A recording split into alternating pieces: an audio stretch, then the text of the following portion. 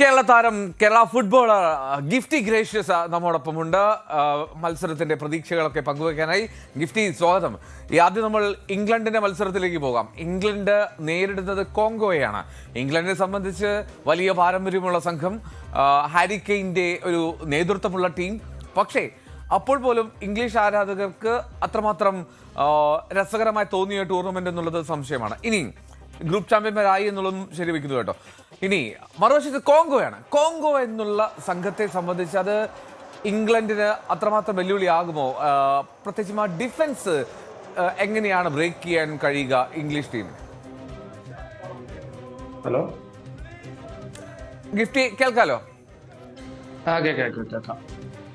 അതായത് കോങ്കോയെ നേരിടാൻ പോകുമ്പോൾ എന്തായിരിക്കും പ്രതീക്ഷിക്കേണ്ടത് ഇംഗ്ലണ്ട് ആരാധകർ? തീർച്ചയായിട്ടും ഇപ്പോഴത്തെ ടീമുകളെ നോക്കുകയാണെങ്കിൽ ആഫ്രിക്കൻ ടീമുകളെല്ലാം വളരെ ശക്തിയുള്ള ടീമുകളാണ്. നമുക്കൊന്നും ഇപ്പൊ ഫുട്ബോൾ ഒട്ടും പ്രഡിക്റ്റബിൾ അല്ല. ഇപ്പൊ എത്ര വലിയ ടീമാണെങ്കിലും ചെറിയ ടീം അടിച്ചു കളയുന്നുണ്ട്. ഇന്നലെ തന്നെ നമ്മൾ കളികൾ കണ്ടു. ജർമ്മനി പുറത്തുപോയി, അതുപോലെ നെതർലാൻഡ് പുറത്തുപോയി. അപ്പൊ ഫുട്ബോളിൽ ഇപ്പോ കണ്ടുവരുന്നത് എത്ര വലിയ ചെറിയ ടീമാണെങ്കിലും വലിയ ടീമുകളൊക്കെ തോൽപ്പിക്കുകയാണ്. അപ്പൊ ഇംഗ്ലണ്ട് നിരക്ക് വളരെ ഒരു ബുദ്ധിമുട്ടായിരിക്കാം. പക്ഷെ ഇംഗ്ലണ്ട് വിചാരിക്കുന്നത് വളരെ എളുപ്പമായിരിക്കും കളിയെന്നായിരിക്കും അവർ ചിന്തിച്ചു വെച്ചേക്കുന്നത്. പക്ഷെ അതേപോലെ ആയിരിക്കില്ല കളികൾ മുന്നോട്ട് പോയിക്കൊണ്ടിരിക്കുന്നത്. ഓക്കെ, അപ്പൊ എങ്ങനെയാണ് ഈ ഹാരി കെയ്നെ കേന്ദ്രീകരിച്ച് തന്നെയുള്ള നീക്കങ്ങളായിരിക്കുമോ ഇംഗ്ലണ്ട് നടത്തുക ഗിഫ്റ്റി? കൂടുതലും ഹാരി കെയ്ൻ നല്ല ഫോമിലാണ്. ഹാരി കെയ്നും അതേപോലെ തന്നെ ജൂഡ് ബെല്ലിംഗ്ഹാമും ആയിരിക്കും അവരുടെ അറ്റാക്കിലോട്ട് കൂടുതലായിട്ട് ഫോക്കസ് ചെയ്ത് കളിക്കുന്നത്. ഇംഗ്ലണ്ട് നിര വെച്ച് നോക്കുമ്പോൾ ഈസി ആയിട്ട് അടിക്കാവുന്ന ഗെയിമേ ഉള്ളൂ. ഡിആർ കോങ്കോ ഒക്കെ ആദ്യമായിട്ട് വേൾഡ് കപ്പിലോട്ട് വരുന്ന ടീമാണ്. അത്ര വലിയ ശക്തരൊന്നും അല്ല സിംഗിളിന്റെ ഒരു ടീമിന്റെ ഘടകം വെച്ച് നോക്കുമ്പോൾ. പക്ഷെ കളി എങ്ങനെ തിരിയും നമുക്ക് ഒരിക്കലും പ്രഡിക്റ്റബിൾ അല്ല ഈ പ്രാവശ്യം വേൾഡ് കപ്പ് എന്ന് പറയുന്നത്. അതാണ് ഈ പ്രഡിക്റ്റബിൾ അല്ല. അത് മാത്രമല്ല, ഇനി മറ്റൊന്ന്, ഈ കോങ്കോയെ നമുക്ക് അങ്ങനെ ആദ്യ ലോകകപ്പാണെങ്കിൽ പോലും അവർ പ്രകടമാക്കിയ മികവൊക്കെ നമ്മൾ കണ്ടതാണല്ലോ. അതിനെ അങ്ങനെ എഴുതി തള്ളാൻ കഴിയില്ല. പ്രത്യേകിച്ചും കോങ്കോ ഡിഫൻസ്, ആ ഡിഫൻസിനെ ബ്രേക്ക് ചെയ്യുക എന്നുള്ളത് ഏതൊരു ടീമിനും അല്പം കടുപ്പമാണ് എന്ന് പറയണം. ഈ കോങ്കോ നമുക്കറിയാവുന്ന പോലെ ഗ്രൂപ്പ് ഘട്ടത്തിൽ 3-ാം സ്ഥാനക്കാരായിട്ടാണ് എത്തുന്നത്. പക്ഷേ അത് പോർച്ചുഗലും കൊളംബിയ ഉൾപ്പെട്ട ഗ്രൂപ്പിലാണ്. അങ്ങനെ അതിൽ ഒരു സമനില, ഒരു ജയം ഉൾപ്പെടെ, ഉസ്ബെക്കിസ്ഥാനെതിരായാണ് ജയമെങ്കിൽ പോലും ഒരു ജയവും ഒരു സമനിലയും ഉൾപ്പെടെയാണ് കോങ്കോ എത്തുന്നത്. അപ്പോൾ കോങ്കോ ഒരു ചെറിയ മീനല്ല. തീർച്ചയായിട്ടും ഒരു ചെറിയ ടീമല്ല കോങ്കോ. കോങ്കോ അവരുടെ ഒരു ചെറിയ രാജ്യം ഇത്രയും നല്ലൊരു ഗെയിം എന്ന് കാണിക്കാൻ പറയുന്നത് തന്നെ വലിയൊരു കാര്യം തന്നെയാണ്. അതുപോലെ തന്നെ ഇപ്പൊ അവർ സമനിലയെ കളിച്ചത് പോർച്ചുഗലിനാണ്. അത്രയും ശക്തരായ ടീമിനാണ് അവർ കളിച്ചത്. അപ്പൊ ഒരിക്കലും നമുക്ക് എഴുതി തള്ളാൻ പറ്റില്ല. ലാസ്റ്റ് അവരുടെ ഒരു ജയമാണ് ഈ ടീമിലെ ഗ്രൂപ്പ് ഘട്ടങ്ങളിലെ മാച്ചിന്റെ അവരുടെ അവസാനത്തെ ജയമാണ് ഈ എന്താ പറയാ വേൾഡ് കപ്പിലെ കുറെ കളികളിൽ മാറ്റം വന്നു. ഇല്ലെങ്കിൽ ഒരു പക്ഷേ അർജന്റീനയും പോർച്ചുഗലും ചിലപ്പോൾ ഏറ്റുമുട്ടിയാനെ. അവരുടെ ഒരു ജയം കൊണ്ടാണ് കൂടുതൽ കളികൾ മാറിപ്പോയത്. ഓക്കെ, ഞാൻ ഇംഗ്ലണ്ട് മത്സരത്തിലേക്ക് നമുക്ക് മടങ്ങിയെത്താം. ഇനി രാത്രിയിൽ മറ്റു ചില മത്സരങ്ങൾ കൂടി ഉണ്ടല്ലോ. ബെൽജിയം സെനഗലിനെ നേരിടാൻ പോകുന്നു. ഒപ്പം USA ബോസ്നിയ ഹെർസഗോവിനയും. ഈ 3 മത്സരങ്ങൾ ഏറ്റവും മസ്റ്റ് വാച്ച് എന്ന് ഗിഫ്റ്റിക്ക് തോന്നുന്നത് ഏതാ? എനിക്ക് തോന്നുന്നത് ബെൽജിയം സെനഗൽ മത്സരമായിരിക്കും. അതൊന്നുകൂടി കടുപ്പമായിരിക്കും. എന്താ വെച്ചാൽ കെവിൻ ഡിബ്രോയിനെയും ലുക്കാക്കുവിന്റെ ഒക്കെ എനിക്ക് തോന്നുന്നത് ഏകദേശം അവസാന വേൾഡ് കപ്പ് ആയിരിക്കും. അവരൊരു ഗോൾഡൻ ജനറേഷന് ശേഷം അവരിപ്പോഴും കളിച്ചുകൊണ്ടിരിക്കുന്നുണ്ട്. ഒരു ടീം നല്ല രീതിയിൽ ഫോം ചെയ്ത് കളിക്കുന്നുണ്ട്. പക്ഷെ സെനഗൽ ഒരിക്കലും എഴുതല്ലാൻ പറ്റില്ല. ആഫ്രിക്കൻ ശക്തികളാണ്. കരുത്തരായ മൊറോക്കോനെ വരെ തോപ്പിച്ചിട്ടായിരുന്നു അവർ ആഫ്രിക്കൻ കപ്പിലൊക്കെ ഫസ്റ്റ് വന്നത്. അപ്പോൾ ഒരിക്കലും നമുക്ക് എഴുതള്ളാൻ പറ്റാത്ത 2 ടീമുകളാണ്. അപ്പൊ എന്തായാലും നല്ലൊരു ഗെയിം ഉണ്ടാവും തന്നെയാണ് പ്രതീക്ഷിക്കുന്നത്. അവിടെയാണെങ്കിൽ സാദിയോ മാനെ ഉണ്ട്. അപ്പൊ സാദിയോ മാനെയൊക്കെ നല്ലൊരു ഗെയിമിലോട്ട് തന്നെ ഉണ്ടാവും എന്നാണ് എൻ്റെ ഒരു പ്രതീക്ഷ.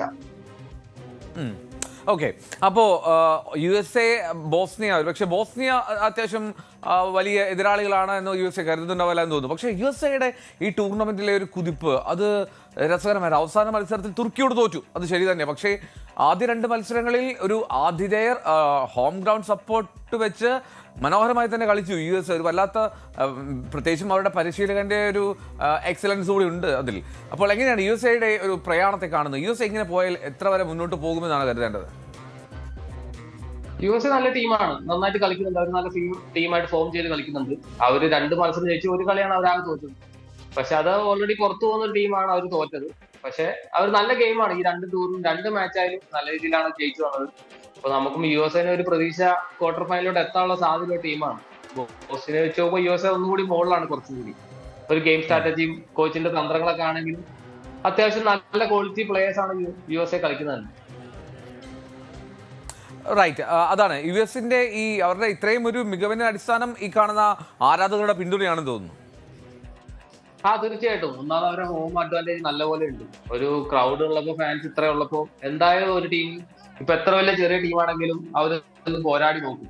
അതേപോലെ തന്നെ USA നല്ലൊരു ക്രൗഡ് ഉള്ളതുകൊണ്ട് അവർക്ക് നല്ല പെർഫോം ചെയ്യാൻ പറ്റുന്നുണ്ട്. മുന്നേ ഉള്ള 2 മാച്ചിൽ നല്ല പെർഫോമൻസ് ആണ് അവർ കാഴ്ചവെച്ചത്.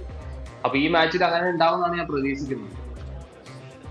ഓക്കെ, എന്നാലും USA മത്സരം ബോസ്നിയക്കെതിരെ എത്രമാത്രം വെല്ലുവിളിയാണെന്ന് നമുക്ക് കരുതാൻ കഴിയില്ല. പക്ഷേ സെനഗൽ ബെൽജിയം മത്സരം അതിൽ ഒരു ഡിഫിക്കൽട്ടായിരിക്കും പ്രവചനം എന്നുള്ളത് തന്നെ. ആ ട്രോഫി ഗിഫ്റ്റിലേക്ക് തരികയാണ്. ഗിഫ്റ്റി, സെനഗൽ ബെൽജിയം മത്സരം ഒന്ന് പ്രവചിക്കാമോ? സ്കോർ കാർഡ് എനിക്ക് തോന്നുന്നത് 2-1 സെനഗൽ ജയിക്കുമെന്നാണ് ഞാൻ പ്രതീക്ഷിക്കുന്നത്. ആഫ്രിക്കൻ ശക്തികളാണ് കുറച്ചും കൂടി. സെനഗൽ ജയിക്കുന്നതാണ് എന്റെ പ്രതീക്ഷ. എന്ന് വെച്ചാൽ ഈ ഒരു വേൾഡ് കപ്പിൽ കൂടുതലും ആഫ്രിക്കൻ ശക്തികളുടെ ആധിപത്യമാണ് കാണുന്നത്. ഇപ്പൊ ഐവർ കോസ്റ്റ് ആണെങ്കിലും ജസ്റ്റ് നോർവേ കഴിച്ചിലായി പോയതാണ് ഐവർ കോസ്റ്റ് എടുത്തത്. അപ്പം നല്ലൊരു ഗെയിം ആഫ്രിക്കൻ ശക്തികളിൽ ഉണ്ടാവുന്ന എന്റെ പ്രതീക്ഷ വെച്ച് ഞാൻ പറയുന്നത് സെനഗൽ ജയിക്കുന്നതാണ് ഞാൻ വിചാരിക്കുന്നത്. ഓക്കെ, ഇങ്ങനെ പറയുകയാണെങ്കിൽ അർജന്റീന കേപ്പ് വെർഡെ മത്സരം വരുമ്പോൾ എന്തായിരിക്കും അവസ്ഥ? അതും ടൈറ്റ് ആയിരിക്കും, നമുക്കൊന്നും പറയാൻ പറ്റില്ല. ഈ ഒരു വേൾഡ് കപ്പ് എടുത്തു പോയി കഴിഞ്ഞാൽ കൂടുതലും ലാറ്റിൻ അമേരിക്കൻ ടീമുകളും ആഫ്രിക്കൻ ടീമുകളാണ് ഏറ്റവും കൂടുതൽ നല്ല പെർഫോമൻസ് കാഴ്ചവെക്കുന്നത്. യൂറോപ്യൻ ടീമുകൾക്കാണ് കൂടുതലും അടി കിട്ടിക്കൊണ്ടിരിക്കുന്നത്. അതുകൂടി നമ്മളൊന്ന് വിലയിരുത്തണം. ഇപ്പോ ജർമ്മനി പോയി അതെന്ന് വെച്ചാൽ കൂടുതൽ അവര് ഇപ്പൊ യൂറോപ്യൻ ടീമുകളെല്ലാം ബോൾ പൊസിഷൻ കീപ്പ് ചെയ്യുന്ന ടീമാണ്. അപ്പോ ലാറ്റിൻ അമേരിക്കൻ ടീമുകളും അതുപോലെ ആഫ്രിക്കൻ ടീമുകളും അവര് കൂടുതലും അവരുടേതായ ശൈലി കളിക്കുന്ന ടീമാണ്. കൂടുതലും ക്വിക്ക് കൗണ്ടറിലോട്ടാണ് അവർ ഫോക്കസ് ചെയ്യുന്നത്. എല്ലാവരും ഫിറ്റ്നസും കാര്യങ്ങളും കുറച്ചുകൂടി കൂടുതലാണ് എനിക്ക് ഇതിൽ വെച്ച് നോക്കുന്നത്. അപ്പൊ അവരെ ഒരു ചെറിയൊരു മിസ്സിന് വേണ്ടി വെയിറ്റ് ചെയ്ത് നിൽക്കുകയാണ് ഈ ക്വിക്ക് കൗണ്ടർ ടീമുകൾ. അപ്പൊ അങ്ങനെ ചെറിയ മിസ്സുകൾ വരുമ്പോഴാണ് അവിടെ ഗോളുകൾ കൺസീഡ് ചെയ്യുന്നത്. അപ്പൊ ഇവർ എത്ര ബോൾ പൊസിഷൻ വെച്ചാൽ ജർമ്മനിയെ നോക്കിയാൽ മതി, കൂടുതൽ ബോൾ പൊസിഷൻ ജർമ്മനി തന്നെ. പക്ഷെ കളി കഴിഞ്ഞപ്പോൾ 1-1 സ്കോർ, പെനാൽറ്റി ജർമ്മനി പുറത്തു പോയി. അപ്പൊ അങ്ങനെ എനിക്ക് തോന്നുന്നത് അപ്പൊ കൂടുതൽ ഈ ലാറ്റിൻ അമേരിക്കൻ ആഫ്രിക്കൻ ടീമുകൾ ഈ ഒരു വേൾഡ് കപ്പിൽ നല്ല ആധിപത്യം, കൂടുതൽ നല്ല ക്വാളിറ്റി പ്ലേയേഴ്സ് ഇപ്പോൾ ഈ പ്രാവശ്യം കൂടിയെന്നാണ് എനിക്ക് മനസ്സിലാവുന്നത്. ശരി, ഞാൻ ഈ ഇംഗ്ലണ്ടിന്റെ മത്സരത്തിലേക്ക് തിരികെ എത്താണ്. നമ്മൾ അത് ആ മത്സരത്തിലേക്ക് കടക്കാൻ പോവുകയാണല്ലോ. വളരെ കുറച്ച് സമയം മാത്രമേ ബാക്കിയുള്ളൂ. ഈ ഇംഗ്ലണ്ട് കോങ്കോ മത്സരത്തിൽ ഈ ഇംഗ്ലണ്ടിന്റെ ഡിഫൻസിന്റെ കാര്യത്തിൽ ചില സംശയങ്ങൾ നിലനിൽക്കുന്നുണ്ടോ? മാത്രമല്ല, വേണ്ടതുപോലെ മിഡ്ഫീൽഡ് സപ്പോർട്ട് നൽകുന്നുണ്ടോ ബോക്സിനുള്ളിലേക്ക്? ഇതുവരെയുള്ള പെർഫോമൻസ് വെച്ച് നമുക്ക് ഒരിക്കലും ടീമിനെ അണ്ടർസ്റ്റിമേറ്റ് ചെയ്യാൻ പറ്റില്ല. എന്താ വെച്ചാൽ അവിടെ ഡെക്ലാൻ റൈസും അതുപോലെ തന്നെ ആൻഡേഴ്സണും നല്ല ക്വാളിറ്റി മിഡ്ഫീൽഡേഴ്സ് ആണ് ഇംഗ്ലണ്ടിലുള്ളത്. ഇംഗ്ലണ്ടിലെ ഒട്ടാകെ ടീം എടുത്ത് നോക്കുമ്പോൾ കൂടുതലും പ്രീമിയർ ലീഗ് കളിക്കുന്ന പ്ലേയേഴ്സ് ആണ്. ഈ ലോകത്തിന്റെ ഏറ്റവും വലിയ ടഫസ്റ്റ് ലീഗാണ് പ്രീമിയർ ലീഗ്. അപ്പൊ അതിൽ നിന്നാണ് ഇംഗ്ലണ്ട് കൂടുതലും ടീം എടുത്തേക്കുന്നത്. അപ്പൊ ഒരിക്കലും ഇംഗ്ലണ്ടിനെ അങ്ങനെ നമുക്ക് ഇച്ചിരി കുറച്ച് കാണാൻ പറ്റുന്ന ഒരു ടീമല്ല. അവരെ ഇപ്പൊ ഇതുവരെയുള്ള മാച്ചുകളിലെ അവർ പൊന്തിണ്ടാകും ഒരേ ലെവലിലല്ല, കൺസിസ്റ്റൻസി ഇല്ല. പക്ഷെ അത് നല്ല കളിക്കും, ചില കളി ഔട്ട് ആവും. അങ്ങനത്തെ പെർഫോമൻസ് ആണ് വരുന്നത്. പക്ഷെ ഈ കളി വരുമ്പോൾ നോക്കൌട്ട് സ്റ്റേജ് ആണ്. ഒന്നുകൂടി എക്സ്പീരിയൻസ് പ്ലെയർ ആണ്. ഹാരി കെയ്നൊക്കെ അറിയാലോ, എത്രയോളം വേണേ സ്കോർ ചെയ്യാൻ കഴിവുള്ള പ്ലെയർ ആണ്. അതേപോലെ തന്നെ ബെല്ലിംഗ്ഹാം ഉണ്ട്. അവർ ടീം ഒന്നായി നോക്കുമ്പോൾ നല്ലൊരു നേരെയാണ് ഉള്ളത്. അപ്പൊ ഒരിക്കലും നമുക്ക് ഒരു എഴുത്തള്ളാൻ പറ്റില്ല. എനിക്ക് ഒരു പ്രതീക്ഷ ഇന്ന് ഇംഗ്ലണ്ട് അവരെ ഹോമിലോട്ട് തിരിച്ചു വരും എന്നുള്ളതാണ്. ഹോമിലേക്ക് മടങ്ങി എത്തുമെന്നുള്ളതാണ്. ഓക്കെ, അതിന്റെയും ഒരു പ്രഡിക്ഷൻ സ്കോർ കാർഡ്? അത് 2-0 ഇംഗ്ലണ്ട് ജയിക്കും എന്നാണ് എന്റെ ഒരു പ്രതീക്ഷ. 2-0 ക്ലീൻ ഷീറ്റ് ആയിരിക്കും. 2-0 ക്ലീൻ ഷീറ്റ് ആയിരിക്കും എന്നാണ്. അവരൊന്നുകൂടി ഓർഗനൈസ്, ഈ നോക്കൌട്ട് സ്റ്റേജ് ആയിരുന്നു ഒന്നുകൂടി ഓർഗനൈസ്ഡ് ആയി കളിക്കുന്നത്. അപ്പൊ കുറച്ചും കൂടി അലേർട്ട് ആയിരിക്കും അവരെ. Okay, done. ഓക്കെ, ഇനി പിന്നെ ഈ മത്സരങ്ങൾ ഇത്രയും കടന്നു പോകുമ്പോൾ ഏറ്റവും കൂടുതൽ ഇപ്പോൾ വിസ്മയിപ്പിക്കുന്നത് ഫ്രാൻസ് ആണ് ഗിഫ്റ്റി. അതായത് ഈ കഴിഞ്ഞ മത്സരത്തിൽ പോലും ഫ്രാൻസിന്റെ ഒരു മേധാവിത്വം, ഫ്രാൻസിന്റെ ആ ഒഴുക്ക്, ഫ്രാൻസിന്റെ ഗോൾ സ്കോറിംഗ് കപ്പാസിറ്റി, എബിലിറ്റി, ഇതൊക്കെ ഏതൊരു ടീമിനെയും ആശങ്കപ്പെടുത്തും, ഞെട്ടിക്കും. കാരണം അത്രമാത്രം ഒരു മെഷീൻ പോലെ മുന്നേറുകയാണ് ഫ്രാൻസ്. എങ്ങനെയാണ് ഈ ഫ്രാൻസിന്റെ ഈ ടൂർണമെന്റിന്റെ ഗിഫ്റ്റ് തോന്നുന്നത്? ഏറ്റവും ഫേവറേറ്റുകളായി തോന്നുന്നില്ല ഇപ്പോൾ മത്സരം നോക്കൌട്ടിലെത്തി നിൽക്കുമ്പോൾ? തീർച്ചയായിട്ടും ഫ്രാൻസ് നല്ല അറ്റാക്കിംഗ് ടീമാണ്. അവർക്ക് ഒരു പ്ലെയർ പോയി അടുത്ത പ്ലെയർ ഉണ്ട്. അതുകൊണ്ട് നമുക്ക് ഫ്രാൻസിന് ഒരിക്കലും എഴുതാൻ പറ്റില്ല. എന്ന് വെച്ചാൽ എംബാപ്പെ 6 ഗോളോടെ ടോപ്പ് സ്കോർ ലിസ്റ്റ് ഉണ്ട്. അതിന്റെ തൊട്ട് പുറകെ ഡെംബലെ വന്നുകൊണ്ടിരിക്കുക 4 ഗോളുണ്ട്. അതുകൊണ്ട് ഫ്രാൻസിന് 2 ടോപ്പ് സ്കോറേഴ്സ് ആണ് ഉള്ളത്. അതുകൊണ്ട് അവർ അറ്റാക്ക് നല്ല രീതിയിൽ വന്നുകൊണ്ടിരിക്കുന്നു. പിന്നെ അതിന്റെ കൂടെ തന്നെ ഞാൻ പറഞ്ഞു, ഒലീസെ ഒരു അണ്ടർ റേറ്റഡ് പ്ലെയർ ആണ്. നമ്മളന്ന് സംസാരിച്ചായിരുന്നു. പക്ഷെ ഒലീസന്റെ പെർഫോമൻസ് നോക്കിയാൽ ഈ ഒരു വേൾഡ് കപ്പിൽ നല്ല പെർഫോമൻസ് ആണ് കഴിച്ചത്. അപ്പൊ ഫ്രാൻസ് എനിക്ക് തോന്നുന്നു ഈ ഒരു വേൾഡ് കപ്പ് അടിക്കാൻ വേണ്ടി സാധ്യതയുള്ള ടീമിൽ ഒന്നാണ്. അത്രയ്ക്ക് നല്ല പെർഫോമൻസ് ആണ്. അതുപോലെ തന്നെ അവർക്ക് നല്ല ബെഞ്ച് സ്ട്രെങ്ത് ഉണ്ട്. ഇറങ്ങുന്നവരാണെങ്കിലും അതിലേപോലെ തന്നെ കളിക്കുന്ന പ്ലേയേഴ്സ് ആണ്.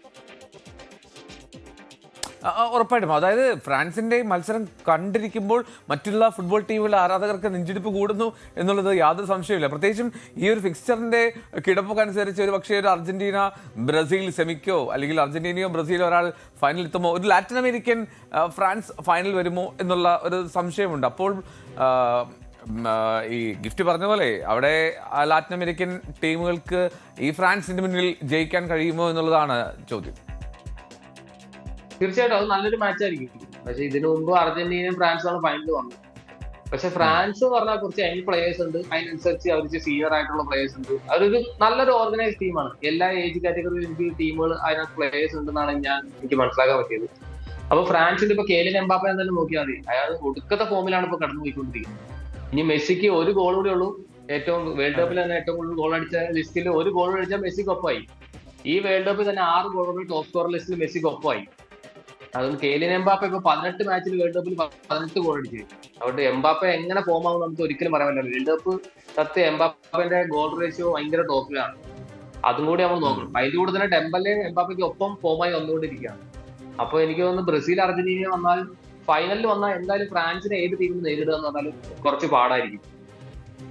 ഉറപ്പായിട്ടും. അതാണ് എന്തായാലും ഫ്രാൻസിന്റെ പ്രയാണം അത് ഗംഭീരമാണ്. അതിമനോഹരമായിട്ടാണ് ഫ്രാൻസ് നീങ്ങുന്നത്. ഓക്കെ, എന്തായാലും thank you so much Gifty പ്രതികരിച്ചത്. കൂടുതൽ വാർത്തകൾക്ക് news 18 Keralam YouTube channel subscribe ചെയ്യുക.